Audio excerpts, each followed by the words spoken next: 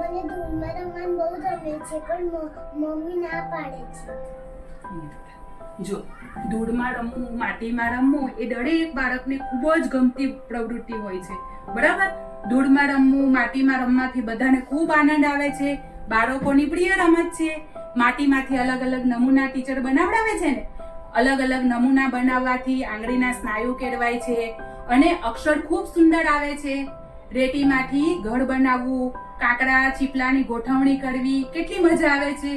આ રમતો બાળપણની યાદગાર રમતો કહેવાય. એટલે ધૂળમાં તો રમવું જ જોઈએ. પરંતુ મમ્મી કેમ ખીજાય છે તને ખબર છે? કપડા ગંદા થાય, જમ્સ લાગે, કીટાણુ લાગે, નખમાં મેલ રહે એટલે મમ્મી ખીજાય.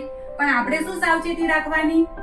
રમત રમીને નાહી લેવું, કપડા ધોવા નાખી દેવા અને ચોખ્ખા બનવું, જેથી કરીને સ્વચ્છતા જળવાઈ રહે. બરાબર ને? તો ધૂળમાં તો રમવું જોઈએ. હું મમ્મીને સમજાવીશ. ઓકે?